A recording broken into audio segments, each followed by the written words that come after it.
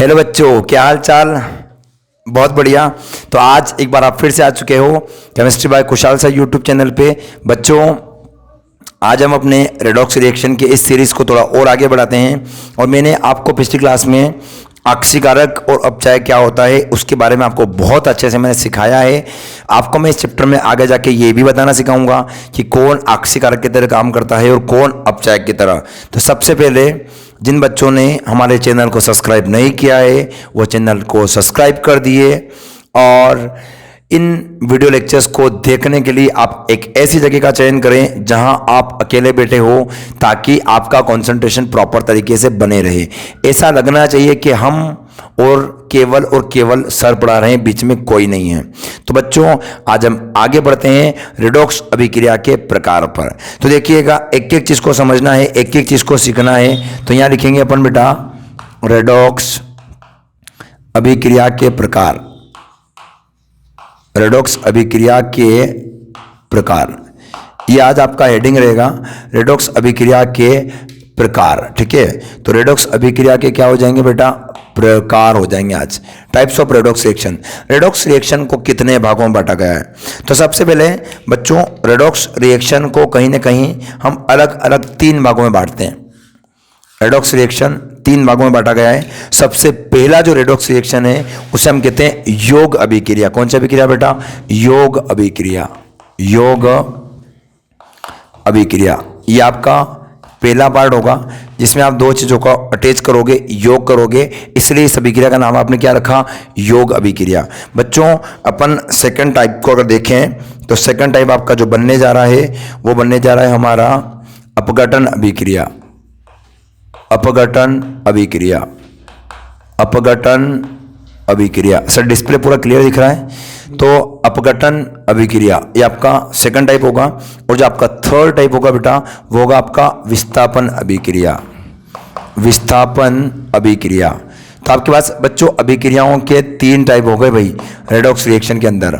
सबसे पहला जो आपका टाइप बनेगा वो बनेगा बेटा योग अभिक्रिया, और जो आपका सेकंड टाइप बनेगा वो बनेगा आपका अपघटन अभिक्रिया।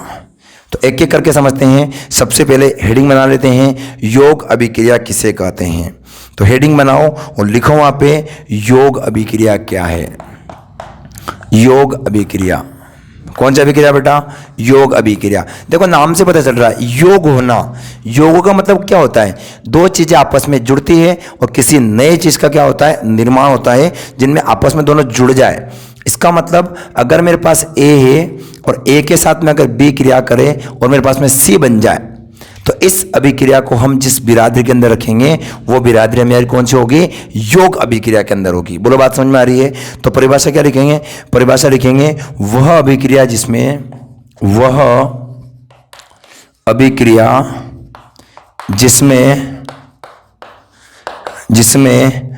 2 परमाणु या अणु आपस में परस्पर संयोग कर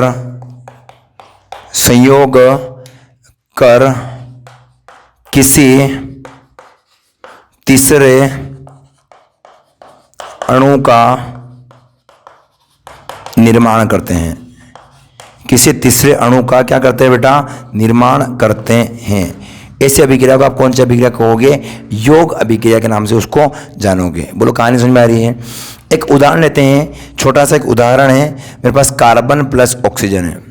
जब मैं कार्बन और ऑक्सीजन को जलाऊं तो मेरे पास क्या बनेगा? CO2। बोलो क्या बनेगा बेटा? CO2। अब ये पहचान करो कि क्या ये योग अभिक्रिया का उदाहरण है? तो बिल्कुल है, क्योंकि एक कार्बन हो गया एक ऑक्सीजन हो गया, दोनों आपस में योग कर रहे हैं और किसका निर्माण हो रहा है? CO2 का क्या हो रहा है बेटा? निर्माण हो रहा है। बोलो कहानी भले पढ़ रही है? Very good. अब देखो, इस बात का पता करो कि क्या ये रेडॉक्स का टाइप है। तो इसका पता करने के लिए आपको सभी की ऑक्सीकरण संख्या पता होना चाहिए। तो देखो, कार्बन अपने मूल अवस्था में है तो कार्बन की ऑक्सीकरण संख्या कितनी मानोगे आप? 0 मानोगे। बोलो कहानी क्लियर है? ऑक्सीजन भी अपनी मूल अवस्था में है, ऑक्सीजन संख्या कितनी मानोगे? 0। तो दोनों की ऑक्सीजन संख्या कितनी हो गई? 0। अब आप देखो यहाँ पे कार्बन किससे जुड़ा? ऑक्सीजन से। कार्बन और ऑक्सीजन की मैं अगर ऑक्सीकरण संख्या को अगर आपको दिखाऊं तो कहीं ना कहीं कार्बन मेरे पास +4 ऑक्सीकरण संख्या को क्या करेगा, प्रदर्शित करेगा, जबकि ऑक्सीजन कितनी संख्या दर्शाएगा, -2। आप निकाल सकते हो, आपको ऑर्डर ले लेना है।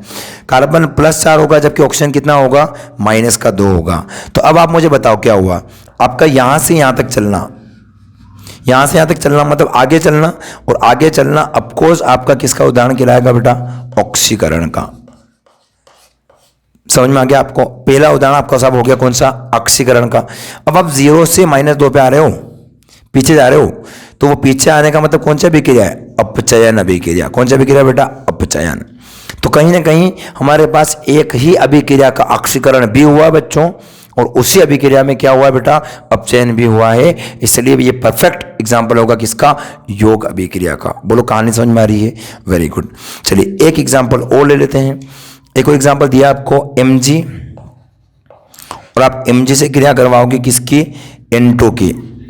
जैसे आपका मैग्नीशियम अगर N2 से क्रिया करेगा तो आपके पास जो कंपाउंड बनेगा वो बनेगा Mg3N2। क्या बनेगा बेटा, Mg3N2। ये आपको मैं पहले ही बता चुका हूं, एक बार और देख लो। मैग्नीशियम के ऊपर बेटा कितना प्लस होता है, 2 प्लस, और नाइट्रोजन के ऊपर कितना माइनस होता है, 3 माइनस। क्रिस क्रॉस रूल लगाओ तो Mg कितनी बार आएगा, 3 बार, और नाइट्रोजन कितनी बार आएगा, 2 बार। इसलिए मैंने क्या बोला, Mg3N2 इस मॉलिक्यूल का क्या होगा, फॉर्मूला होगा। रिएक्शन को आप बैलेंस कर लो तो Mg 3 बार है, तो आप आगे Mg के आगे आप 3 कर लो, नाइट्रोजन 2 बार है। इसका मतलब ये रिएक्शन एक परफेक्ट बैलेंस रिएक्शन है। अब देखो क्या करोगे, आप पता करो, 2 अभिकारक के अणु जुड़ रहे हैं और एक तीसरे अणु का क्या हो रहा है, निर्माण हो रहा है। इसका मतलब नो डाउट ये किसका उदाहरण है, योग अभिक्रिया का ये क्या है बेटा, उदाहरण है। बोलो क्लियर हो रही कहानी, वेरी गुड। अब ये पता करते हैं कि इसमें ऑक्सीकरण हो रहा है या अपचयन हो रहा है। तो बच्चों Mg के ऊपर अभी 0 मानोगे क्योंकि Mg अपनी मूल अवस्था में पड़ा हुआ है, नाइट्रोजन अपनी मूल अवस्था में पड़ा हुआ, तो कितना मानोगे आप, 0 मानोगे। बोलो कहानी समझ में आ रही है। अब आप Mg को कहाँ ले जाना चाहते हो, आप Mg को आगे ले जाना चाहते हो, और Mg अभी करंटली कौन सी पोजीशन में, Mg अभी करंटली +2 की पोजीशन है बच्चों। तो आप आगे आए कि पीछे आए, आप आगे आए, आगे आए, और आगे आना बच्चों क्या गिराएगा, ऑक्सीकरण। बोलो यार ऑक्सीकरण। बोलो कहानी समझ में आ रही है। ऐसे ऐसे सर नाइट्रोजन पे कितना माइनस आएगा, 2 माइनस आएगा। बेटा आप पीछे गए, पीछे जाने का मतलब आप क्या समझ रहे हो, अपचयन समझ रहे हो। तो ये एक परफेक्ट कौन सी अभिक्रिया का उदाहरण हुआ, योग अभिक्रिया का क्या हुआ है बेटा, उदाहरण हुआ है। बोलो कहानी क्लियर है। तो एक काम करते हैं, मैं आपको एक क्वेश्चन देता हूं, शायद आप उस क्वेश्चन को सोल्व करो तो आप पता करो कि क्या ये योग अभिक्रिया का उदाहरण है या नहीं। उदाहरण दिया है, मेरे पास CH4 है, मेरे पास CH4 है, और जैसे मैंने CH4 की क्रिया O2 से करवाई तो बच्चों मेरे पास क्या बनेगा, CO2 प्लस बनेगा H2O। परफेक्ट है। रिएक्शन को आप बैलेंस कर लो। आपको H2O को बैलेंस करने के लिए हाइड्रोजन 4 बार है तो आपको 2 करना पड़ेगा। इस चक्कर में आपका ऑक्सीजन 2 और 2 कितना हो गया, 4 हो चुका है। तो आपको ऑक्सीजन को यहाँ पे कितना करना पड़ेगा, 2 करना पड़ेगा। अब आप ये पता करो कि क्या ये एक योग अभिक्रिया का उदाहरण है, क्या इसमें ऑक्सीकरण और क्या इसमें अपचयन, क्या दोनों हो रहा है। अगर हो रहा है तो आप इसको एक बार बैठ के सॉल्व करो तो हम समझें कि वाकई में इसमें दोनों हो रहा है। बोलो कहानी क्लियर है। चलिए आगे चलते हैं बेटा। अपघटन अभिक्रिया, अपघटन अभिक्रिया आसान वे में समझना, रटना नहीं बेटा ना, एक एक बातों को समझते जाओ। अपघटन अभिक्रिया, देखो अपघटन का मतलब होता है टूटना। क्या मतलब होता है बेटा, टूटना। जैसे मेरे पास कोई एक AB यौगिक था, इस AB यौगिक का मैंने ट्रीटमेंट किया और ट्रीटमेंट करने से मेरे पास 2 चीजें बनी। मेरे पास एक तो A बना और एक क्या बना बेटा, B।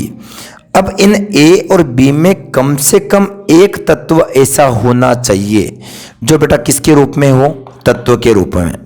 बाकी अगर दूसरा यौगिक होगा तो चलेगा, पर कम से कम एक ऐसा होना चाहिए जो तत्व के रूप में हो। इस प्रकार की अभिक्रिया को आप क्या कहोगे, अपघटन अभिक्रिया के नाम से जानोगे। तो लिखेंगे अपन, वह अभिक्रिया जिसमें कोई यौगिक 2 या 2 से अधिक ऐसे भागों में विखंडित होता है।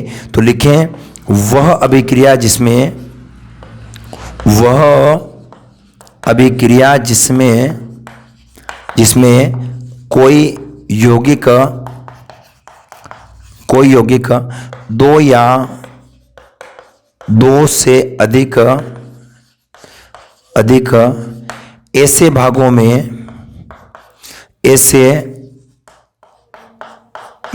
में विखंडित होता है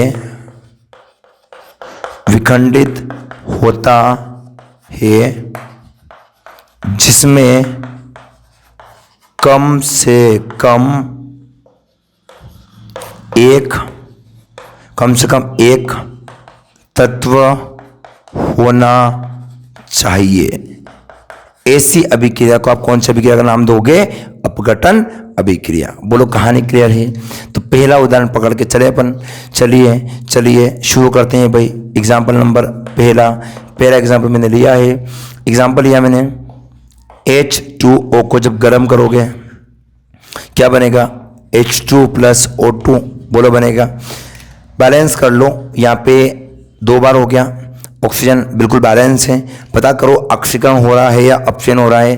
पहले तो ये पता करो कि अपघटन हो रहा है कि नहीं हो रहा है। अपघटन हो रहा है साहब, दोनों ही तत्वों के रूप में है। एक की कंडीशन होना चाहिए कि कोई भी एक तत्व के रूप में होना चाहिए। कंडीशन प्रॉपर तरीके से फॉलो हो रही है। बस अब ये पता करना है कि ऑक्सीकरण हो रहा है या अपचयन हो रहा है। अब बहुत सारे बच्चों को दिक्कत आ रही है कि सर हाइड्रोजन पे कभी +1 होता है तो कभी हाइड्रोजन पे -1 होता है। तो आपको घबराने की जरूरत नहीं है। आप क्या करोगे, आप इधर साइड में चाहो तो स्टार बना के लिखो, है ना। स्टार बनाने वाली बात क्या है कि अगर आपका हाइड्रोजन, कौन बेटा, अगर आपका हाइड्रोजन अगर धातु से जुड़ जाए, किससे जुड़ जाए बेटा? धातु। तो धातु इलेक्ट्रॉन देगी, इसका मतलब हाइड्रोजन को इलेक्ट्रॉन लेना पड़ेगा। तो जब वो धातु से जुड़ा है तो किसकी तरफ एक्ट करेगा? माइनस की तरह। बोलो समझ में आ रहा है? उल्टा कर दो।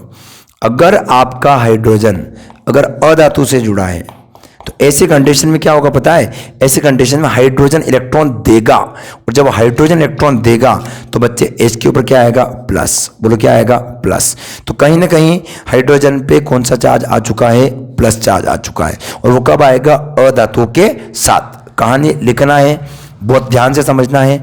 अब देखो ऑक्सीजन है भाई, ऑक्सीजन क्या है? अधातु। इसका मतलब आप कितना यूज करोगे? +1। +1 से बंदा कहाँ गया? 0। आगे आया कि पीछे आया?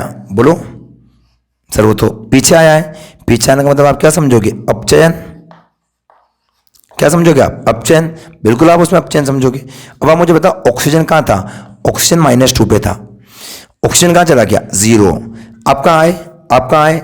0 से कहाँ आए? बोलो आप 0 से कहाँ आए? आगे आए। 0 से कहीं ना कहीं -2 से 0 तक पहुंच रहे हो, मतलब आप आगे चल रहे हो। और आगे चलने का सीधा सीधा मतलब क्या कह रहे हो आप? ऑक्सीकरण। तो ये दिया हुआ उदाहरण एक परफेक्ट तरीके से कौन सा अभिक्रिया उदाहरण है? रेडॉक्स अभिक्रिया का उदाहरण है।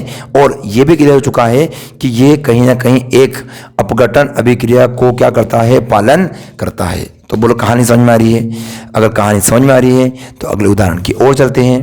उदाहरण हमको दिया हुआ है 2। उदाहरण कह रहा है आपसे NaH। Very good. उदाहरण दिया उसने NaH। जब आप NaH को गर्म करोगे तो आपके पास NaH 2 भागों में टूटेगा। NaH 2 भागों में टूटेगा।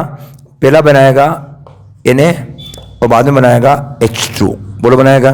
तो NaH जब आप 2 भागों में तोड़ रहे हो तो Na और दूसरा बनाएगा H2। अब देखो क्या करोगे, हाइड्रोजन 2 बार चाहिए तो हाइड्रोजन को आप 2 बार कर लो। परफेक्ट। यहां पर आपका Na कितनी बार हो गया? 2 बार। अब आप रिएक्शन को बैलेंस करो। क्या ये रिएक्शन बैलेंस हो रही है? तो देखो थोड़ा सा विचार करते हैं। विचार करने वाली बात क्या है? हमको क्या करना है? Na का चार्ज देखना। देखो Na मेटल है, हाइड्रोजन से जुड़ा है, तो ये +1 होगा जबकि ये -1 होगा। बोलो कहानी क्लियर है? यहां पर ये दोनों अपनी मूल अवस्था में आ चुके हैं। तो देखो सोडियम से सोडियम तक जाना मतलब कहाँ आना? नीचे आना। नीचे आने का सीधा सट मतलब आप क्या समझना चाह रहे हो? अपचयन। क्या हो रहा भाई? अपचयन। माइनस से कहाँ जा रहे हो? 0। आगे आ रहे हो। आगे आने का मतलब क्या समझ रहे हो आप? ऑक्सीकरण। तो दोनों घटनाएं क्लियर है। एक में हो रहा ऑक्सीकरण जबकि दूसरे में क्या हो रहा है? अपचयन। तो ये कितने उदाहरण हो गए? 2 उदाहरण हो गए। चलिए तीसरा उदाहरण मैं आपको HW में देता हूं, करना है आपको। उदाहरण दे रहा हूं मैं आपको KClO3। तो एग्जाम्पल लिखिएगा। KClO3 को जब आप गर्म करोगे तो आपके पास बनेगा 2KCl KCl प्लस बन जाएगा आपके पास O2। रिएक्शन बैलेंस कर लेते हैं, यहाँ पे 2 बार कर लो, KCl से KCl 2 बार हो गया है, ऑक्सीजन 3 दूनी कितना हो गया 6, आपको आगे सिंपल कितना लिखना है 3 लिखना है। ये रिएक्शन बैलेंस हो चुकी है। अब ये पता करना है कि क्या ये एक रेडॉक्स अभिक्रिया है या नहीं है, पहला। दूसरा, ये एक अपकोर्स कौन सी अभिक्रिया है, अपघटन, क्योंकि एक तत्व बन चुका है, दूसरा यौगिक है, उससे फर्क नहीं पड़ता है, एक तत्व बन चुका है। और खास बात इसमें ये है कि कहीं ना कहीं ये एक रेडॉक्स बिरादरी के अंदर क्या करती है, बिलोंग करती है। बस आपको आइडेंटिफाई करना है ऐसे ऑक्सीकरण संख्या का उपयोग करके कि इसमें ऑक्सीकरण हो रहा है या इसमें क्या हो रहा है, अपचयन हो रहा है। तो आप बड़े आसान वे में इस चीज को क्या कर सकते हो, समझ सकते हो। तो आसान लग रहा है आपको? अगर आपको आसान लग रहा है तो आप इन दोनों चीजों को कॉपी करो, फिर अपन आगे चलते हैं। हो गया कॉपी? चलो, तो अब अपन चलते हैं इससे आगे। पॉइंट नंबर 3 नंबर का जो पॉइंट आएगा उसे हम कहेंगे विस्थापन अभिक्रिया। कौन सी अभिक्रिया बेटा? विस्थापन अभिक्रिया। चलिए, कौन सी अभिक्रिया भाई? विस्थापन अभिक्रिया। पॉइंट नंबर 3, ये सबसे आसान पॉइंट है, विस्थापन अभिक्रिया। विस्थापन सब समझते हो, एक का आ जाना और दूसरे का क्या हो जाना, हट जाना। कैसे? देखो, आपके पास क्या हो रहा है, आपके पास जैसे ये A है और आपके पास ये BC है, ठीक है। अब आप क्या कर रहे हो, ये एक ऐसा तत्व है जो इस BC में से किसी भी एक को क्या कर रहा है, अपनी मूल अवस्था से क्या कर रहा है, विस्थापित कर रहा है और खुद आके चिपक रहा है। तो जब खुद आके चिपकेगा तो बच्चे A से क्या बना लेगा, B बना लेगा, और बच्चे यहाँ पे C क्या हो जाएगा, अलग हो जाएगा। नहीं नहीं नहीं नहीं, क्या हो रहा है, एक बार और वापस देखो बच्चे, हुआ क्या, A B को विस्थापित कर रहा है, इसका मतलब A किससे जुड़ेगा, C से, और अलग क्या होगा, B अलग होगा, क्योंकि B को हटाया उसने। समझ रहे हो बात को? तो कहीं ना कहीं ये एक बहुत अच्छा उदाहरण होगा, किसका, विस्थापन अभिक्रिया का क्या होगा, उदाहरण होगा। बोलो, कहानी समझ में आ रही है? आगे चलते हैं। विस्थापन अभिक्रिया 2 टाइप की होती है। पहला, धात्विक विस्थापन, और दूसरा अधात्विक विस्थापन। अधात्विक विस्थापन। लेकिन इससे पहले मैं आपको एक डेफिनेशन लिखा दूं, विस्थापन अभिक्रिया किसे कहते हैं। तो लिखिएगा, वह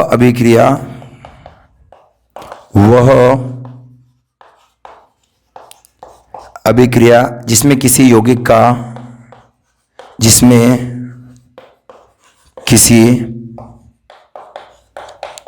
यौगिक का कोई परमाणु या आयन किसी तीसरे परमाणु या आयन से प्रतिस्थापित हो जाता है। इस अभिक्रिया को आप कौन सी अभिक्रिया कहोगे, विस्थापन अभिक्रिया के अंदर उसको रखोगे। बोलो, कहानी क्लियर है? मतलब बेटा कुछ नहीं है, AB है, BC है, जो भी आप लो, BC लिया, A ने उस B को क्या किया, विस्थापित किया, तो B हट गया तो भाई A से जुड़ गया और क्या बन जाएगा, B अलग हो जाएगा। तो एक ऐसी अभिक्रिया जिसमें कोई भी तीसरा तत्व आएगा, उस यौगिक में किसी भी एक तत्व या आयन को अपनी मूल अवस्था से क्या करेगा, विस्थापित करेगा। ऐसी अभिक्रिया को आप कौन सी अभिक्रिया कहोगे, विस्थापन अभिक्रिया कहोगे। बोलो, क्लियर है? अब एक एक करके समझना शुरू करते हैं। सबसे पहला नंबर 1, कौन सा विस्थापन है, धात्विक विस्थापन। परफेक्ट है। कौन सा विस्थापन है बेटा, धात्विक विस्थापन। चलो, तो बेटा आगे देखते हैं कौन सा विस्थापन, धात्विक विस्थापन। तो यहां हेडिंग बना लो, एक एक चीज समझना है। धात्विक विस्थापन, आपको रटना नहीं है, आप चीजें समझते जाओ। मैं कह रहा हूं रिडॉक्स रिएक्शन आप बहुत अच्छा कवर करोगे। धात्विक विस्थापन, देखो एक ऐसा उदाहरण लेते हैं जिसमें हम समझने की कोशिश करते हैं, तो बहुत ईजी वे में समझो। इजी वे में ये दिया है, आपको एक उदाहरण समझाता हूं मैं। जैसे मेरे को CuSO4 दिया हुआ है, जिसको हम कॉपर सल्फेट कहते हैं। हमने जिंक लिया, क्या लिया, जिंक, अब ये जिंक क्या कर रहा है, ये जिंक इस कॉपर को अपने स्थान से क्या कर रहा है, गायब कर रहा है, और ये जिंक खुद जुड़ रहा है, तो ZnSO4 बनेगा, प्लस वहां से कॉपर क्या हो गया, अलग हो गया। तो मुझे बताओ किसी भी यौगिक में किसी भी एक तत्व को दूसरी धातु परमाणु आकर क्या कर रहा है, विस्थापित, और ये जो हट रहा है वो भी कंपल्सरी क्या होगा, धातु। तो क्या कहना पसंद करेंगे, कहना पसंद करेंगे वह अभिक्रिया जिसमें, वह अभिक्रिया जिसमें जिसमें कोई धातु, कोई क्या बेटा, कोई धातु किसी यौगिक में से एक तत्व को क्या करता, बोलो, विस्थापित करता है, वो वहां से उसको हटा देगा भाई। ऐसे अभिक्रिया को आप कौन से अभिक्रिया कहोगे, विस्थापन अभिक्रिया। देखो जिंक ने किसको हटाया, कॉपर को, जिंक हटा रहा है, बड़े आराम से हटा रहा है, समझ लो बात को। अब ये पता करो कि ये रेडॉक्स अभिक्रिया का उदाहरण है कि नहीं है। यह तो क्लियर हो गया कि कौन सा विस्थापन है, धात्विक विस्थापन है।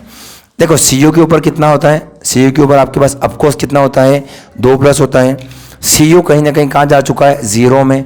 तो आप कहाँ आए हो, बोलो कहाँ आए हो, आप मेरे हिसाब से कहाँ जा रहे हो, आप मेरे हिसाब से कहीं ना कहीं पीछे आ रहे हो, और पीछे आने का मतलब आप सिंपल जानते हो बेटा क्या कहलाएगा, अपचयन। बोलो क्या कहलाएगा, अपचयन।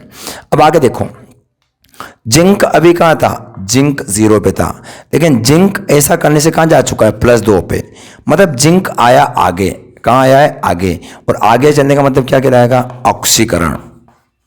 तो ये कौन सा अभिक्रिया का उदाहरण हुआ, ये एक परफेक्ट तरीके से धात्विक विस्थापन अभिक्रिया का क्या हुआ है, उदाहरण हुआ है। बोलो क्लियर हुआ।